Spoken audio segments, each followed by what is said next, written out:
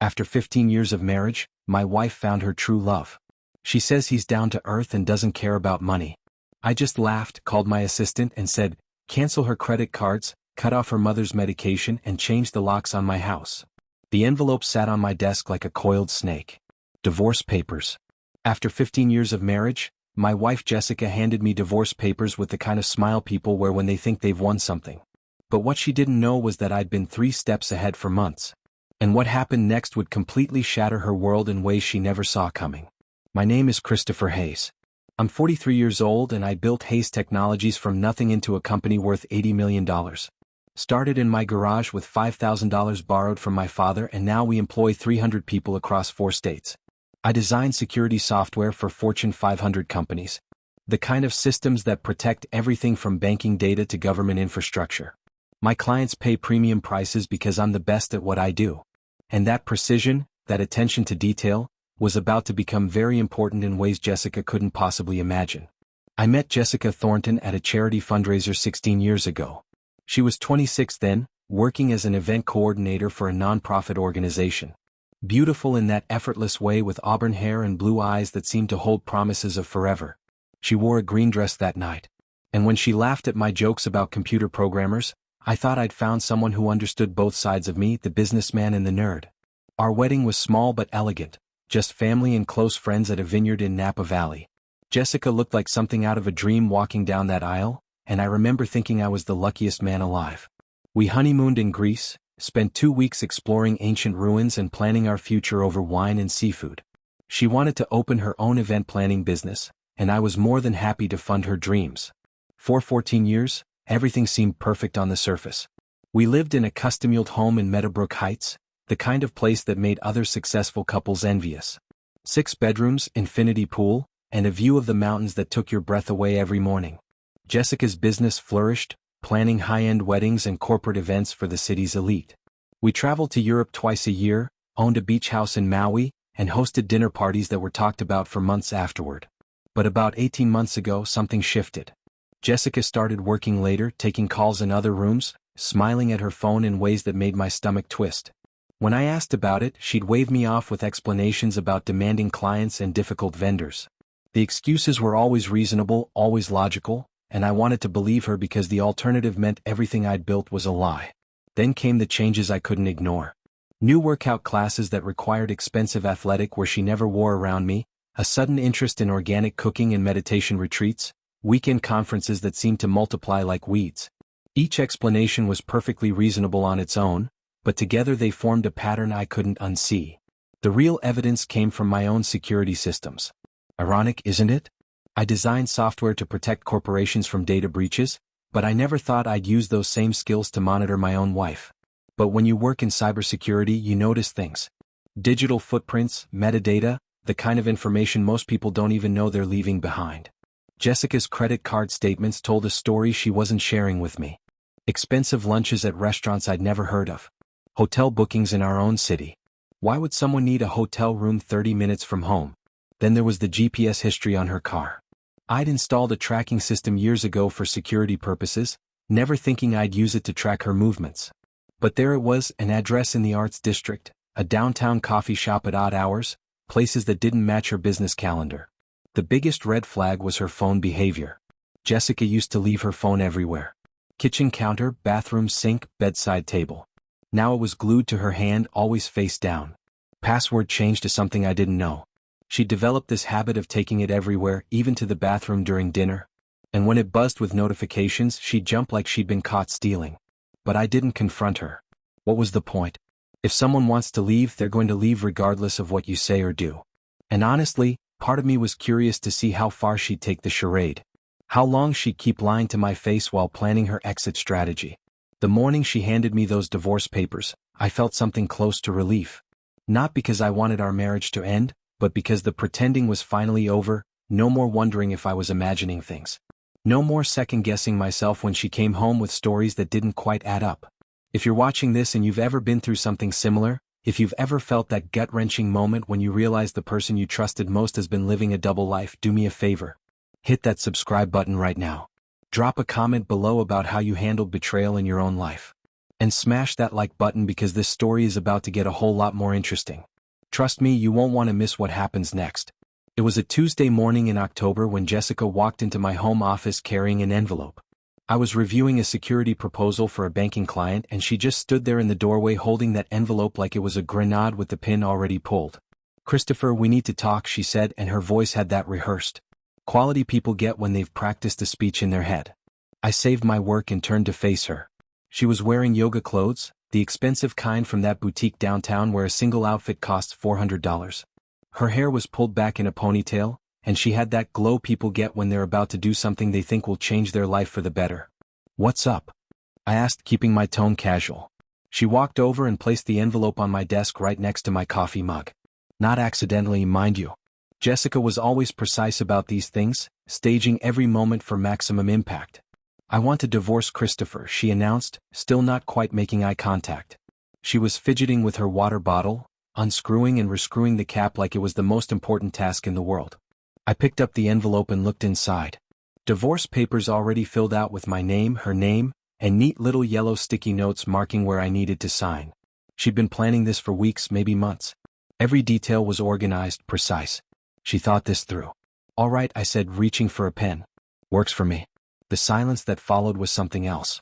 I could practically hear the gears grinding in her head as she processed my response. She'd probably rehearsed this scene a dozen times, maybe even practiced it in front of her bathroom mirror, but I'm guessing none of her rehearsals included me just agreeing without a fight. I started signing the papers, one page at a time. My signature looked the same as it always did. Steady, clear, no shaking hands or dramatic flourishes. Just Christopher Hayes handling business efficiently. "That's it?" Jessica finally asked, her voice pitched higher than normal. "You're not going to ask why? You're not going to fight for us?" I looked up at her then. Really looked. She was beautiful. No denying that. At 41 she could still turn heads when she walked into a room. But there was something different in her eyes now. Something that had been growing for months. Distance maybe. Or guilt wearing a mask of excitement. "Should I fight for us, Jessica?" I asked, keeping my voice level. "Because from where I'm sitting, it looks like you've already made up your mind about everything." She opened her mouth like she was going to say something, then closed it again. I finished signing the last page and slid the papers back across the desk to her. "There you go," I said, picking up my coffee. "All set." Jessica stood there for another minute, clearly waiting for me to break down or beg her to reconsider. When that didn't happen, something shifted in her expression. Confusion mixed with what might have been disappointment. "I've met someone," she said finally, and now there was defiance in her voice. "Someone who actually understands me. Someone who cares about more than just money and business deals." "Good for you," I replied, turning back to my computer. "I hope he makes you happy." "His name is Tyler," she continued, apparently determined to get some kind of reaction from me. "Tyler Brennan, he's an artist, a real artist, not some corporate sellout. He lives simply, authentically. He doesn't care about material things or status symbols. He loves me for who I am, not for what I can do for him." I nodded, still looking at my screen. "Sounds perfect. That's all you have to say?" Jessica's voice was rising now, frustration bleeding through. "After 15 years, that's your response?" I turned back to face her. And for the first time since this conversation started, I let her see what I was really thinking. "Jessica, you want to know what I think? I think you've been cheating on me for at least 6 months. I think Tyler Brennan is probably a struggling artist who can't afford his own rent. And I think you've convinced yourself that trading financial security for romantic poetry is somehow noble and authentic. But sure, let's pretend this is about true love and not about you having a midlife crisis." Her face went white then red. "How dare you? You don't know anything about Tyler or what we have together." "I know he lives in a studio apartment in the Arts District," I said calmly. "I know he owes $47,000 in student loans and another $12,000 in credit card debt. I know his car was repossessed 3 months ago and he's been borrowing money from his parents to make rent. Want me to keep going?" Jessica stared at me like I had just spoken in a foreign language. "You had me investigated? You hired someone to spy on me?" "I didn't have to hire anyone," I replied. "I build security software, remember? Digital footprints are kind of my specialty. Your phone's GPS, credit card statements, email metadata, it's all there if you know where to look." "You're disgusting," she spat, invading my privacy like that. "This is exactly why I'm leaving you. You're controlling and paranoid, and you can't stand the idea of me having my own life." I stood up and walked to the window, looking out at the manicured lawn and the pool where we used to host summer parties. You know what's funny, Jessica? I'm not even angry. I'm just tired. Tired of pretending I don't notice when you come home smelling like someone else's cologne. Tired of acting like I believe your stories about late client meetings. Tired of being married to someone who checks out emotionally but still expects me to fund her lifestyle. My lifestyle? Jessica laughed bitterly. You act like you've been doing me some huge favor all these years. Like I should be grateful for the house and the cars and the vacations. Aren't you? I asked, turning to face her. Because last time I checked, your event planning business operates at a loss. Has been for 3 years now. The only reason you still have a business at all is because I've been quietly transferring money into your accounts to cover expenses. Did you think your clients were suddenly paying triple what they used to? Jessica went very still. What are you talking about? Your business, Jessica. It's been hemorrhaging money since 2021. Bad investments in inventory, overpaying for venues, hiring too many staff members you couldn't afford. I've been covering your losses because I thought we were partners. Turns out I was just the bank. She grabbed the edge of my desk like she needed support. You're lying. I pulled up a spreadsheet on my computer and turned the screen toward her. Here's every transfer I've made to your business accounts over the past 3 years. $180,000 total. Want to see the receipts? Jessica stared at the numbers, her expression shifting from defiance to confusion to something that might have been shame, but it passed quickly, replaced by anger. You were trying to control me, she said, making me dependent on you so I couldn't leave. I was trying to support my wife's dreams, I corrected. But believe whatever narrative helps you sleep at night. She gathered up the signed divorce papers, holding them against her chest like a shield. Tyler and I are going to build something real together, something based on love and respect, not financial manipulation. I genuinely hope that works out for you, I said. And I meant it.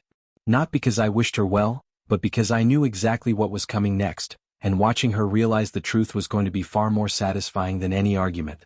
Jessica walked to the door, then turned back one more time. Oh, and Christopher, I'm keeping the beach house. My lawyer says I'm entitled to half of everything, including the properties. I smiled. We'll see what the lawyers say.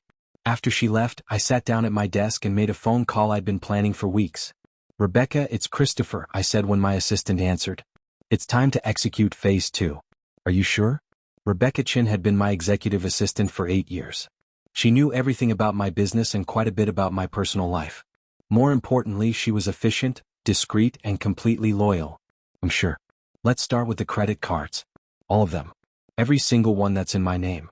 Cancel them immediately. What about her mother's medical coverage? That was the nuclear option. Jessica's mother, Patricia, had been diagnosed with rheumatoid arthritis 5 years ago.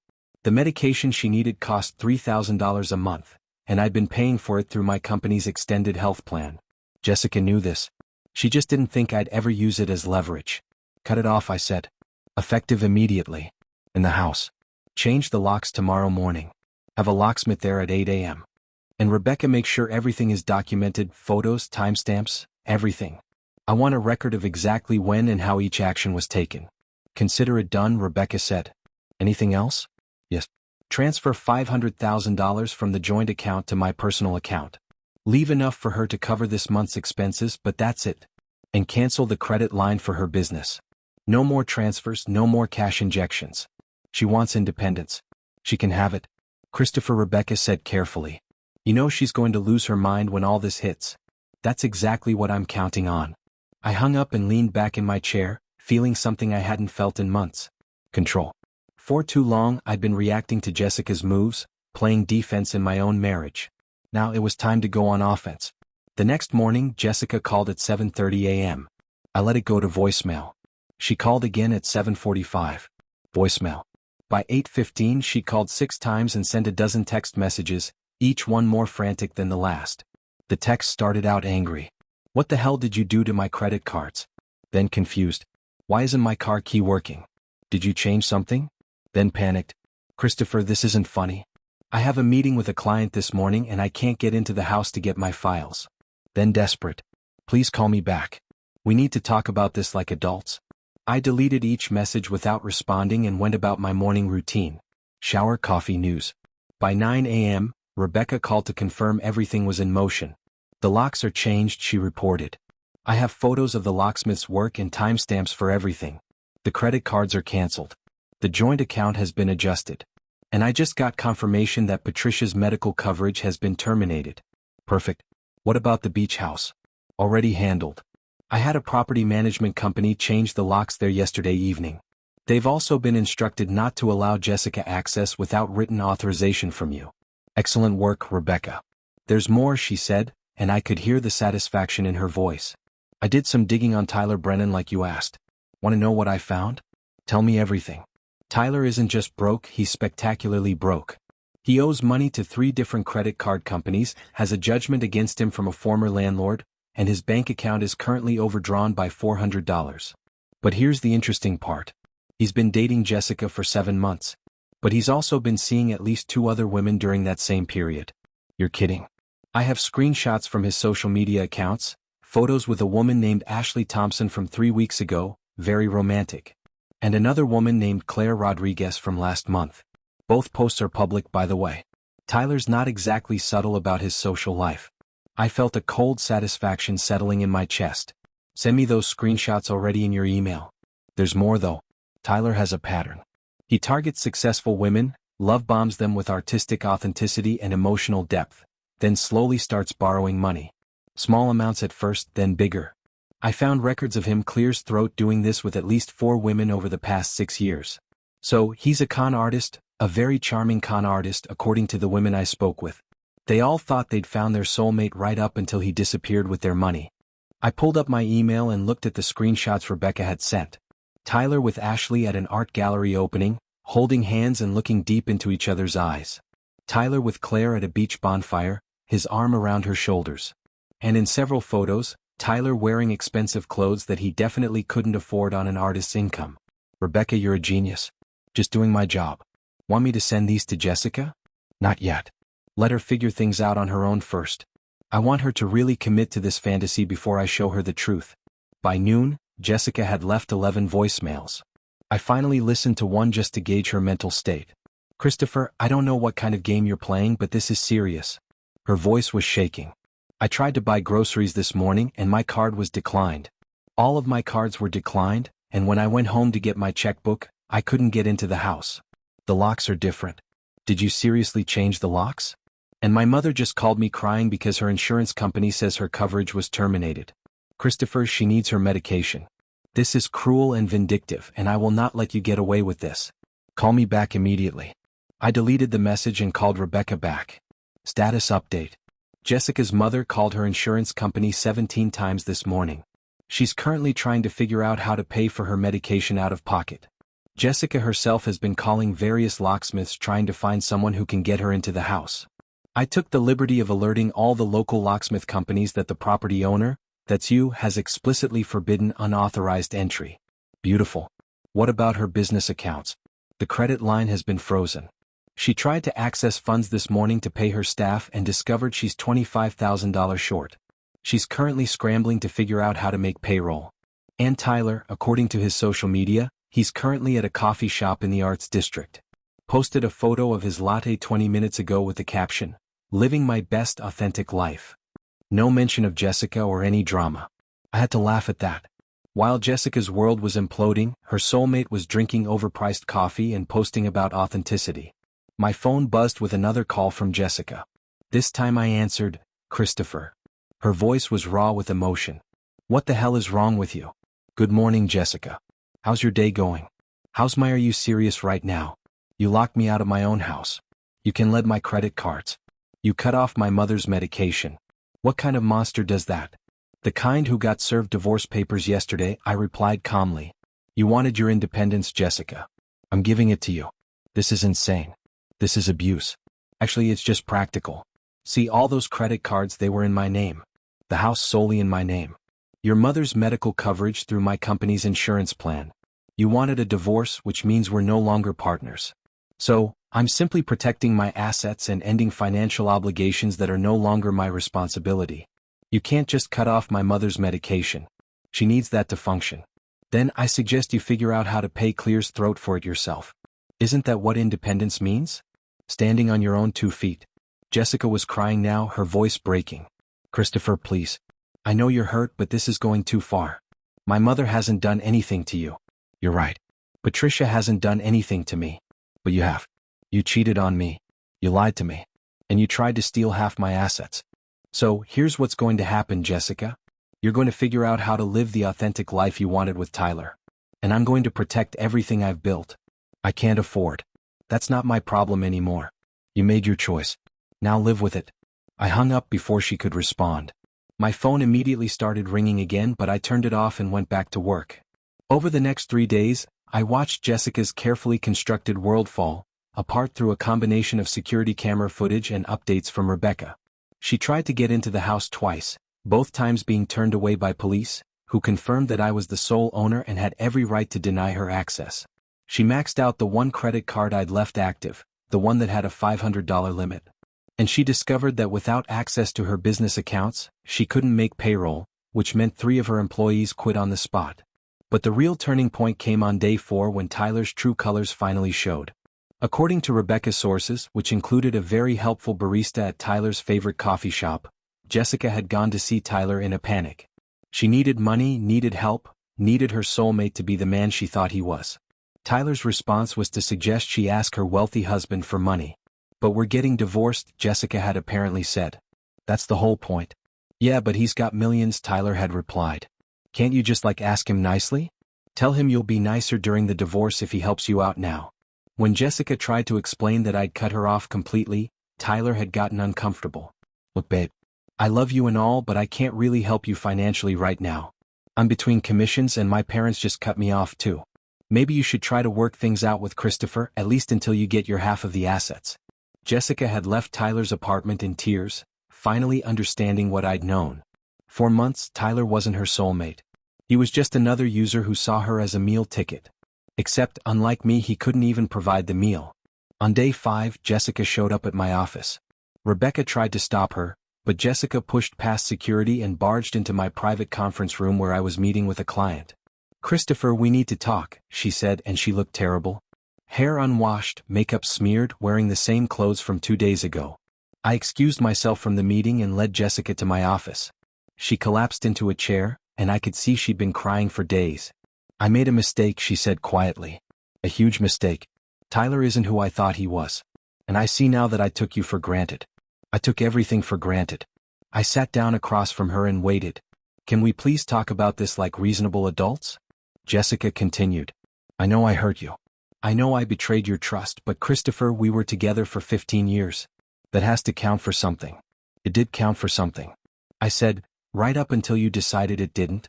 I want to work things out. I want to go to counseling, rebuild what we had. Please, Christopher, I'm begging you. I pulled out my phone and showed her the screenshots Rebecca had sent. Tyler with Ashley. Tyler with Claire. Tyler's pattern of targeting successful women and draining their bank accounts. Jessica stared at the photos, her face going from pale to gray. He said I was special. He said he'd never felt this way about anyone. He says that to all of them, I replied. You weren't special, Jessica. You were just the next Mark. She started sobbing then. Really sobbing. The kind of crying that comes from having your entire worldview shattered in a single moment. What am I going to do? She asked through tears. I can't pay my staff. I can't access my business accounts. I can't even get my clothes from the house. And my mother needs her medication. Christopher, she's in so much pain without it. I leaned back in my chair, studying the woman who'd once promised to love me forever. Here's what's going to happen, Jessica. You're going to sign a new agreement. You get nothing from me except what I decide to give you. No house, no cars, no business support. In exchange, I'll restore your mother's medical coverage and give you $50,000 to start over. You take that money, you move out of town, and you never contact me again except through lawyers. That's not fair. I'm entitled to half of everything. You're entitled to what you can prove you contributed. And since your business has been operating at a loss for 3 years since the house was purchased before we married with my money, and since I can prove you committed adultery, I don't think a judge is going to be very sympathetic. But take your chances if you want. Spend the next 3 years in court battles while your mother suffers without medication and your business collapses completely, or take my offer and walk away with some dignity intact. Jessica sat there for a long moment, and I could see her calculating, trying to find an angle, trying to figure out if there was any way to salvage more from this wreckage. I'll take the offer, she said finally. Smart choice. Rebecca will have the paperwork ready by tomorrow. Sign it, take your check, and disappear. Jessica stood up slowly like she'd aged a decade in the past 5 days. I really did love you once, you know. I know, I said. And I really did love you, but love isn't enough when one person is living a lie. She walked to the door, then turned back one more time. Did you ever actually care about me, or was this always just business to you? I thought about that question, about all the years we'd spent together, all the plans we'd made. I cared enough to support your dreams, even when they weren't profitable. I cared enough to pay for your mother's medication without ever asking for gratitude. I cared enough to give you 15 years of loyalty and trust. But you know what I learned, Jessica? Caring isn't enough when the other person doesn't care back. After she left, I sat in my office feeling something I hadn't felt in months. Not happiness, not satisfaction, but genuine peace. The weight of pretending was gone. The burden of propping up a failing marriage had been lifted. And for the first time in years, I could focus on building something real instead of maintaining something broken. Rebecca knocked on my door an hour later. The paperwork is ready. Legal says it's airtight. Good. Let's get this finished. There's one more thing, Rebecca said. I did some final checking on Tyler Brennan. Want to know what I found? Tell me. He's already moved on. Posted photos with a new woman yesterday. Another successful professional type. Looks like he found his next target. I had to laugh at that. Tyler was nothing if not consistent. Should we warn her? Rebecca asked. No. Some people need to learn their own lessons just like Jessica did. 3 days later, Jessica signed the agreement, took her check, and moved to Phoenix where her sister lived. I heard through mutual friends that she'd closed her business, sold off her equipment, and taken a job as an event coordinator for a hotel chain. A regular salary, regular hours, no more pretending to be an entrepreneur. Her mother's medication was restored the day after Jessica signed the papers. I'd never actually intended to leave Patricia without her treatment. I just needed Jessica to understand what life would look like without my support. As for me, I threw myself into work with renewed focus. Hayes Technologies landed 3 major contracts in the following months, expanded into 2 new states, and increased revenue by 40%. Without the distraction of a failing marriage, I could finally build the company I'd always envisioned. 6 months after the divorce was finalized, I ran into Jessica's best friend, Morgan, at a charity event. She pulled me aside with an apologetic expression. I need to tell you something, Morgan said. Jessica asked me to try to get information from you about whether you redating anyone, whether you ever talk about her, that kind of thing. And what did you tell her? I told her, you seem happier than you've been in years. Which is true, by the way. You look good, Christopher. Thanks. I feel good. She's struggling. Morgan admitted the job in Phoenix isn't what she expected, and she's lonely. I think she finally understands what she gave up. I thought about that for a moment, about Jessica somewhere in Arizona, probably lying awake at night, wondering if she'd made the biggest mistake of her life.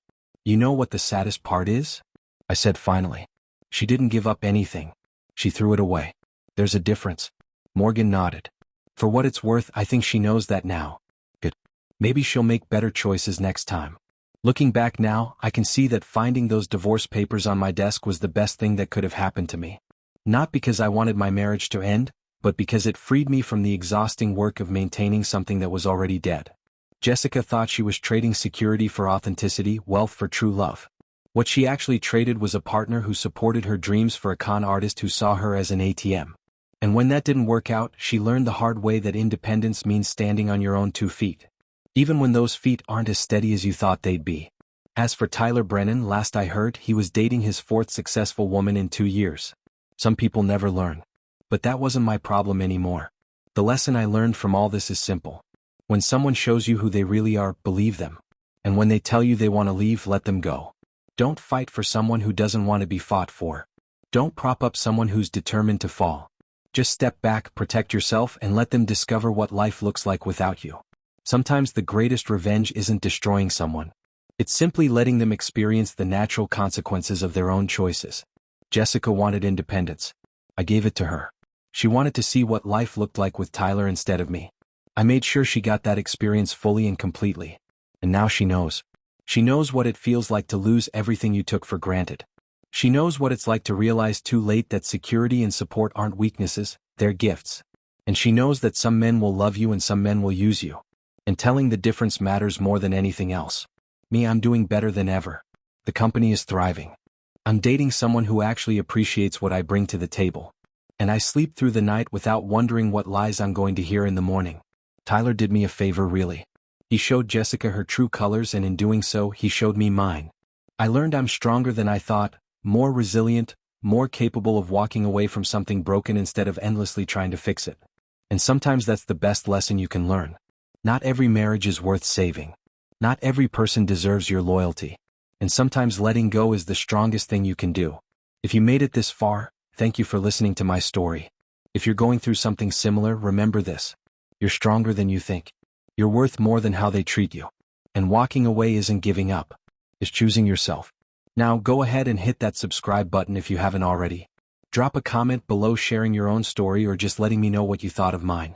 And smash that like button because stories like this need to be heard. People need to know that it's okay to protect yourself, even from someone you once loved. Thanks for watching, and remember, sometimes the best revenge is just living.